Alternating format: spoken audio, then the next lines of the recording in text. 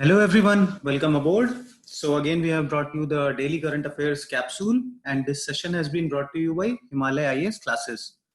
If you want to join IAS 2021 batch or KAS exam batch in English or Kannada medium, you can visit us at www.himalayaiasclasses.com, or you can reach out to us on this mobile number. Okay. So significance of the current affairs, it's very important dimension of this whole preparation phase, including prelims, mains, essay, and interview papers. So prelims, you have straightforward questions from current affairs topics. In the mains, you have direct questions on current affairs topics, plus these lot of facts and case studies. They are used to support your argument in a lot of other questions, which fetches you good marks.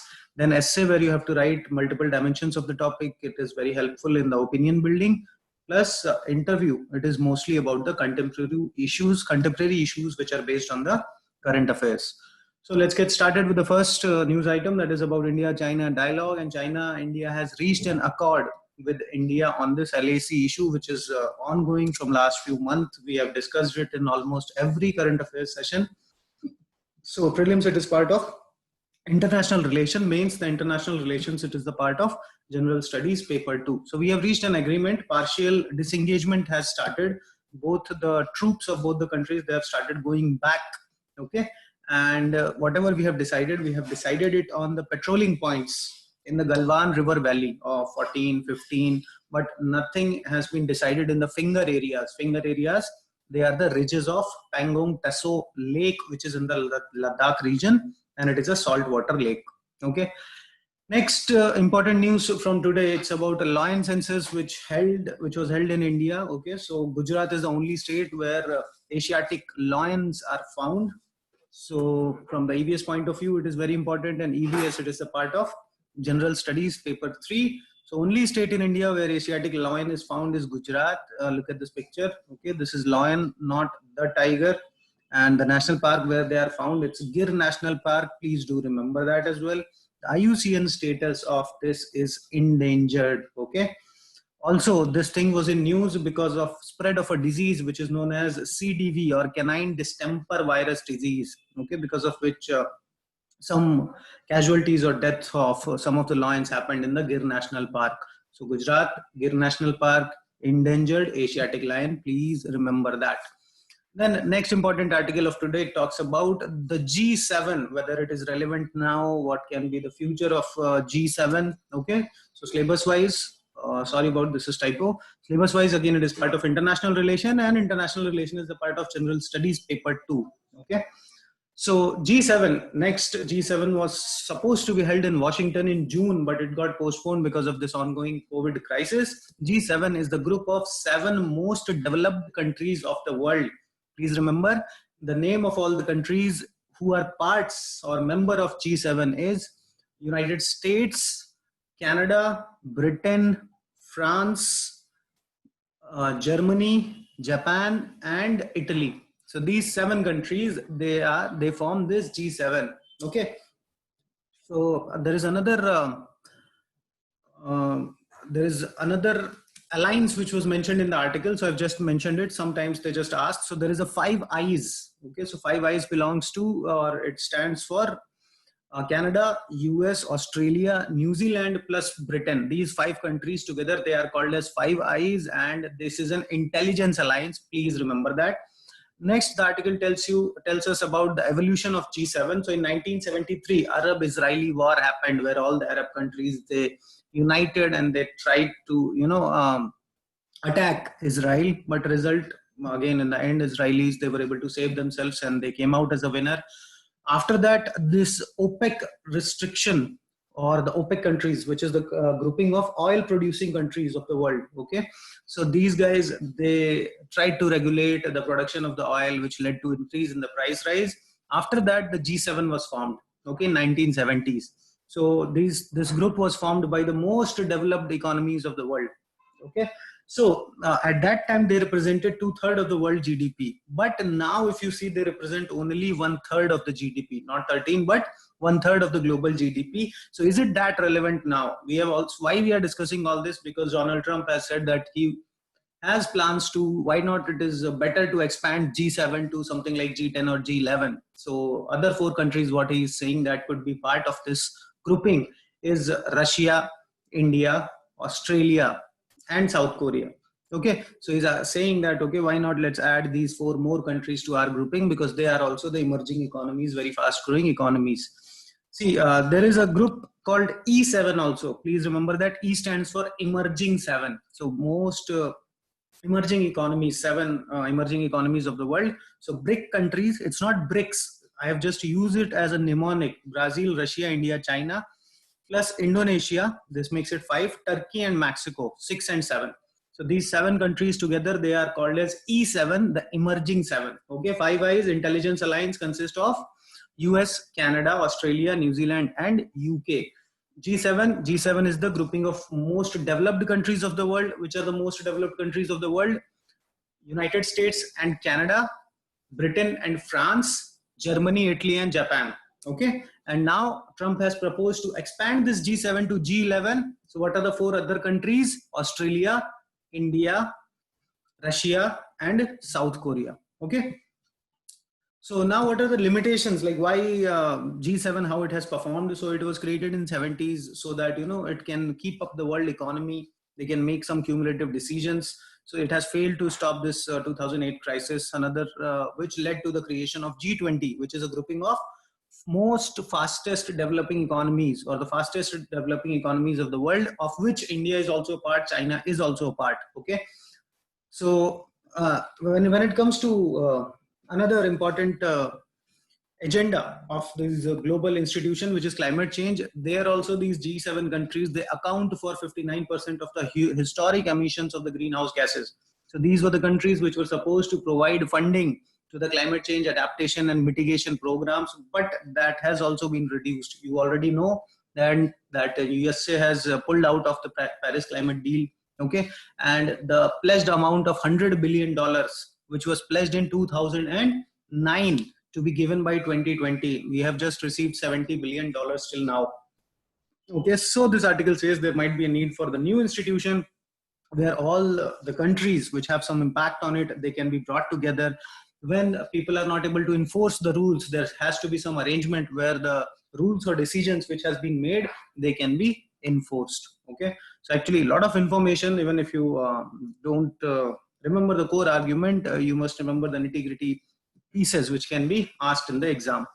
Next article of today, it talks about the migrant labor crisis. So we have seen a lot of people who, because of this lockdown impact, they were bound to move on a painful journey from the areas where they were working towards their home back. So syllabus wise, part of the Indian economy, and Indian economy is the part of general studies paper 3. So we should look at the lapses that led to this migrant crisis. And as of now, we have seen Supreme Court has also given directions to all the central and state governments, although very delayed, and it comes after a lot of high courts has given the orders. Okay, earlier Supreme Court consistently denied to intervene in the matter. Okay, so now we should push our efforts towards providing immediate relief to these migrant laborers. We should arrange for their food and water, registration of the workers, as well as skills. So you would have heard about some schemes which is being launched in various states, like Rozgar Setu, which has been launched in Madhya Pradesh for the same purpose. Okay, then court has also directed that we can use the existing welfare schemes in order to provide benefits to these people, and we should make arrangements for their employment in the areas where they have came back. Next news article of today talks about the public healthcare. So we have already seen the need of the public healthcare in the time of this pandemic. Okay, so what are the challenges and what are the issues? Syllabus wise, health section, you can put it in the economy infrastructure, but when it comes to the mains, in the mains, policies related to health and education, they are part of general studies paper 2. Okay, so public healthcare in India, why there is a need to push towards reform. So there is a very high cost in the private healthcare. Okay, there are more beds available in the private hospitals than the public hospitals. So it's not that the cost of private healthcare, it has just came out of the blue. See, there are reasons like we have lack of adequate public health facilities already, which has pushed a lot of people towards private healthcare, which they have capitalized or which they have used, to make money to provide while providing services to them. Now, why this lack of adequate public health facilities? Public health means government health facilities. Why? Because see, any developing country, when it is lacking resources, so its basic focus is usually on the primary healthcare, okay? Prevention or preventive healthcare measures like immunization, vaccination, maternity health, child care, okay? Or controlling of infectious diseases, let it be tuberculosis or something like that. So this has led to, making the secondary, tertiary level treatment little bit out of focus. And that is why the gap was filled by private players or private sector hospitals. Now, another reason why private sector has become, came up with so many things with a high rate is because of lack of adequate investment also. As of now, India spends only 1.3% of its GDP on the public health, which is very less than the percentage of expenditure what other countries are spending on the public health. You take, for example, United States or developed European countries, it will be in double digits. So there is a dire need to increase the investment on the public health care, higher spending, and also we should regulate the private hospitals, not as in to take away all their profits. That will disincentivize the private investment in the healthcare sector, but to cap their rates while providing services, we can come up with a regulatory or standard rates that this should not increase by this, okay?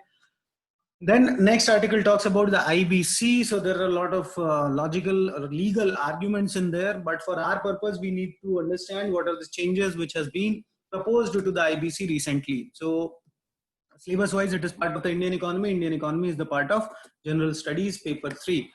So sorry about that. Yes, so IBC, actually the government has brought an ordinance while changing the certain provisions. So section 9, 7 and 10, they have been suspended and they have inserted a new section called 10A. These numbers are not important. What is important for you to understand is IBC is there to initiate the proceedings in case of NPA. Resolution is not happening or somebody's loan has become NPA, is not able to pay back the loan. Then these proceedings are started so that bank can get back some of their money.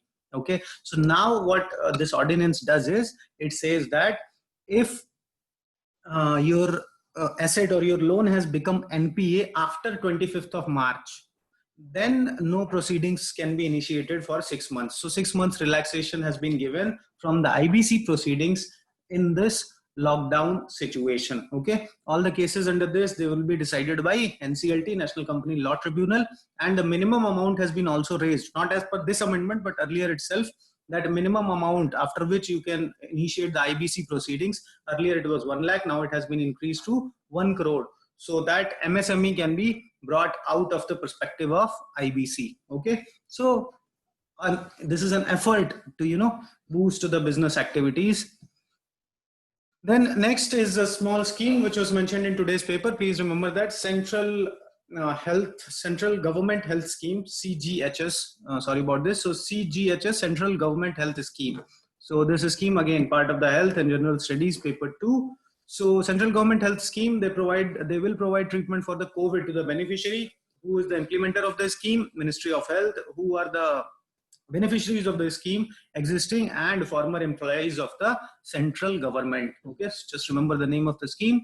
Next article of today talks about one of the initiative of CPCB, Central Pollution Control Board, which has decided to categorize all the railway stations into 3 categories of red, orange and green based on their wastewater output. So syllabus wise part of EVS, and EVS is the part of General Studies paper 3.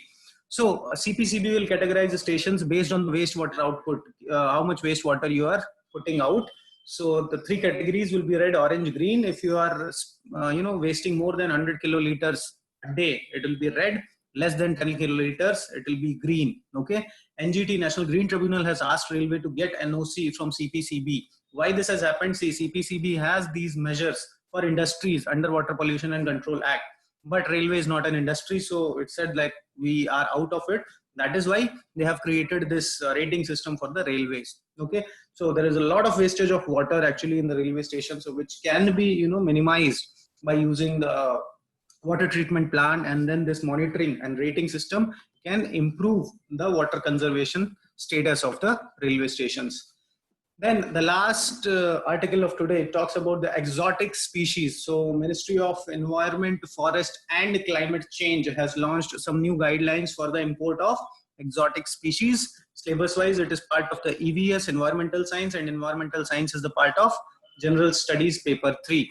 So what are exotic species? Any plant or animal which has been moved from its original location to the new one, that is known as exotic species. So imagine something, plant, animal, fish, bird, which is not found in India, but if you get it, which is found somewhere in Australia, Europe, Africa, anywhere else, to Indian ecosystem, then it will be known as exotic species in India. Okay, so any person who is importing exotic species, be it plant, animal, birds, will have to make voluntary disclosure. They have to tell that we have brought this. Okay, see why this is happening, because of that wildlife trade has increased, and we have seen the diseases like zoonotic disease, which transfers from animals to the humans. You would have heard about Zika virus, you would have heard about Ebola, Nipah, and now this corona.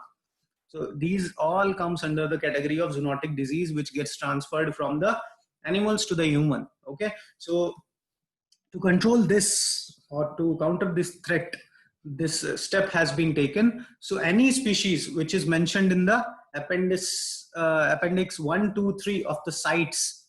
CITE is a convention. Please tell me in the comment section what is the full form of the CITES. Okay, it is Convention on International Trade in the Endangered Species. Okay. Also, any species which is covered by Wildlife Protection Act of 1972, it also cannot be traded or imported. Okay, so all the exotic species will be part of appendix 1, 2, 3 of the CITES. They cannot be traded. Species covered by WPA cannot be traded. And apart from that, if you are importing any other exotic species, you have to voluntarily disclose it to the Ministry of Environment and Forest.